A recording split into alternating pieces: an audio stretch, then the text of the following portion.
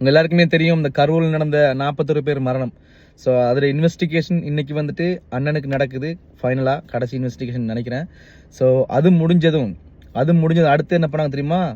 நம்மட தீய சக்தி திமுக இருக்கு இல்லையா, அதோட ஹெட்டு ஸ்டாலின் அங்கிள், அப்புறம் அன்பில் மகேஷ், ஸ்டாலின் அங்கிள் பெத்தெடுத்த ரத்தினம் அந்த உதய், அப்புறம் வந்துட்டு செந்தில் பாலாஜி, அதாவது 10 ரூபா பாலாஜின்னு சொன்னது அவங்களுக்கு தெரியும்.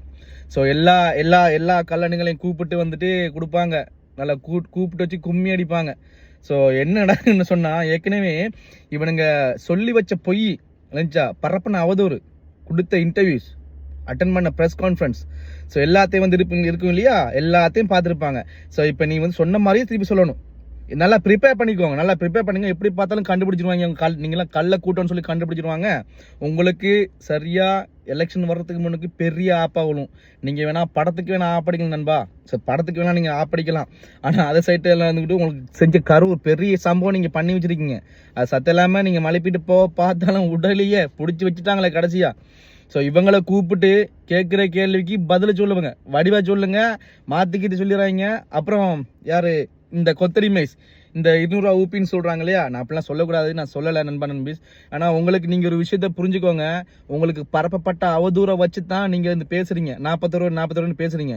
ஸோ அதுக்கான என்ன நடந்துன்னு சொல்லிட்டு வந்துட்டு கோட்ஸால சொன்னப்பறம் நீங்கள் எங்கே ஒன்று அந்த முகத்தை வச்சுக்கொள்ள போகிறீங்க, எந்த கமெண்ட்டில் நீங்கள் வந்து 42 திருப்பி போட போகிறீங்க, நீங்கள் போட்ட கமெண்ட் ரிலீவ் பண்ண முடியுமா, கொஞ்சம் யோசிங்க.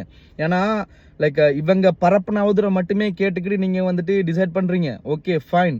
ஆனால் கொஞ்சம் யோசிங்க, எது நடந்துன்னு கொஞ்சம் யூட்டிலைஸ் பண்ணுங்க, திங்க் பண்ணுங்க, யோசிச்சு கொஞ்சம் வந்துட்டு மற்றவங்க மேலே பழி சாட்டுங்க. அதுக்கு முன்னுக்கு ஒருத்தர் பரப்புற அவதூறை வச்சுக்கிட்டு லைக் இதுதான் நடந்துச்சு, இவன் தான் சொல்லி பரப்பாம கொஞ்சம் வெயிட் பண்ணுங்க. ஆனால் அவங்க எல்லாருக்குமே சேர்த்து தான் பதில் வரப்போகுது. அந்த பதிலுக்கு அதுக்கப்புறமா நீங்கள் என்ன கமெண்ட்ல நீங்கள் சொல்ல போறீங்களோ சொல்லிக்கோங்க, எங்களுக்கு அதை பற்றி கவலையே இல்லை. ஆனால் இதில் எங்களுக்கு தெரிய வேண்டிய ஒரே ஒரு உண்மை, அந்த 41 பேர் யாரால சாகடிக்கப்பட்டாங்க, அவ்வளோதான். ஏன்னா இந்த உண்மை நண்பா நண்பி உங்களுக்கு தெரியும், எனக்கு தெரியும், இதை பற்றி நம்ம பேச முடியாது, அதுக்கான இன்வெஸ்டிகேஷன் தான் போய்கிட்டு இருக்கு, நம்ம இதை பற்றியும் பேச முடியாது, ஓகேவா? ஆனால் இதுக்கான உண்மை வெகு விரைவில் இந்த எலெக்ஷனுக்கு முன்னுக்கு இவங்களுக்கு வரும், பெரிய ஆப்பா வரும். இவங்க செஞ்ச இந்த கவர்மெண்ட்ல நடக்க போகுது, ஊற்றி மூட போறாங்க. பாய்.